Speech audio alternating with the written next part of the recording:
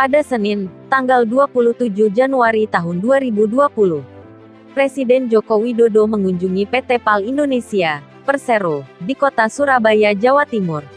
Pada kesempatan tersebut, Presiden meninjau langsung kapal selam KRI Alugoro dengan nomor lambung 405. KRI Alugoro merupakan salah satu kapal selam yang dibangun kerjasama antara PT PAL Indonesia dengan Daewoo Shipbuilding and Marine Engineering atau DSME Korea Selatan. Kepala negara pun mengapresiasi kerjasama pembuatan kapal selam Alugoro tersebut dan berharap suatu saat Indonesia akan mampu membuatnya secara mandiri.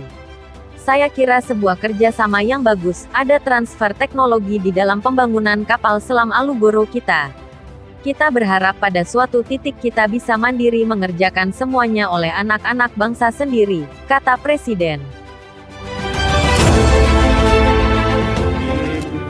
Di dalam pembangunan kapal selam Alugoro kita, ya kita harapkan pada suatu titik kita bisa mandiri mengerjakan semuanya oleh anak.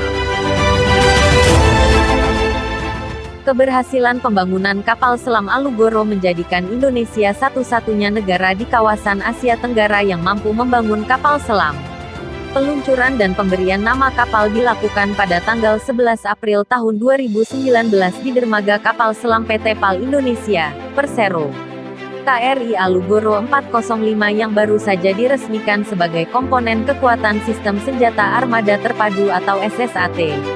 KRI Alugoro 405 juga menjadi bagian terpenting yang tidak terpisahkan dari kemampuan dan pengendalian laut kemampuan anti-akses TNI Angkatan Laut khususnya di wilayah perbatasan dan perairan rawan selektif, seperti Laut Natuna Utara dan Laut China Selatan, ujar Panglima TNI Marsikal TNI Hadi Cahyanto.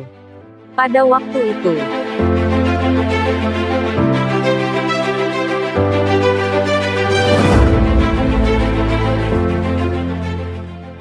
saya memberikan apresiasi yang tinggi kepada TNI Angkatan Laut yang telah melaksanakan berbagai pembangunan infrastruktur untuk mendukung pelaksanaan tugas di wilayah perairan Natuna dan menjadi perkuatan bagi satuan TNI terintegrasi nasional. Mengapa Indonesia perlu membangun dan mengembangkan armada kapal selam? Anggaran pertahanan Indonesia sangat terbatas dan sangat ketat. Pembangunan kapal selam dalam negeri sangat menguntungkan bagi TNI Angkatan Laut dalam menyiasati anggaran. Tahun 2021 merupakan tahun yang menarik bagi mereka yang tertarik dengan perkembangan postur pertahanan Indonesia, seiring dengan perjalanan menuju modernisasi Tentara Nasional Indonesia. Para pengamat telah membahas antara lain, target Kementerian Pertahanan untuk pengadaan alat utama sistem senjata atau alutsista termasuk pembelian kapal permukaan, pembelian kapal selam, pembelian kapal tanker multiperan, pembelian pesawat termasuk jet tempur. Pengadaan itu sebagai bagian dari rencana modernisasi TNI jangka panjang yang ambisius dengan anggaran yang dibutuhkan sebesar 125 miliar dolar atau 1.788.228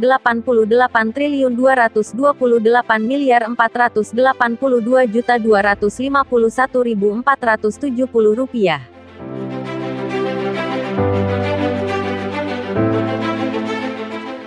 Dengan upaya yang pasti akan berlanjut tahun ini. Ini adalah waktu yang tepat untuk meninjau kembali salah satu perdebatan abadi tentang pembangunan militer oleh Jakarta yaitu, haruskah Indonesia memiliki kemampuan untuk memproyeksikan kekuatan dan melibatkan musuh potensial di luar wilayahnya? Melihat tuntutan operasional TNI saat ini dan masa depan dapat memberikan jawaban atas pertanyaan ini. Kemajuan teknologi dan proliferasi munisi atau PGM berpemandu presisi jarak jauh telah memungkinkan musuh yang mampu menyerang infrastruktur penting Indonesia bahkan tanpa memasuki zona ekonomi eksklusif Indonesia atau ZEE, 200 mil laut wilayah teritorial Indonesia. Orang bisa berargumen bahwa ini tidak berarti bahwa TNI, khususnya TNI Angkatan Laut yang memiliki tanggung jawab penuh untuk memproyeksi kekuatan di negara kepulauan seperti Indonesia, TNI AL harus keluar dan mencari musuh potensial. Bisa dibilang, itu bisa memilih untuk tetap diam dan menembak jatuh PGM musuh tanpa menimbulkan risiko dengan beroperasi di luar wilayah laut Indonesia. Namun, Strategi perang dari rumah ini akan menyeret militer ke dalam perang salvo yang lebih kompleks dan mahal yang bertujuan untuk mencegat semua PGM musuh daripada secara proaktif menemukan dan menghancurkan peluncur, kapal, pesawat, pangkalan udara, sensor, dan sistem panduan senjata yang mengirim mereka. Bahkan untuk negara yang memiliki sistem pertahanan rudal global canggih seperti Amerika Serikat, pendekatan yang sepenuhnya pasif ini tidak direkomendasikan, sebagaimana dibuktikan oleh upaya berkelanjutan Washington untuk mengembangkan strategi left of law untuk menghancurkan rudal musuh secara ofensif sebelum diluncurkan. Lagi pula, lebih efisien untuk membunuh pemanah musuh daripada panahnya.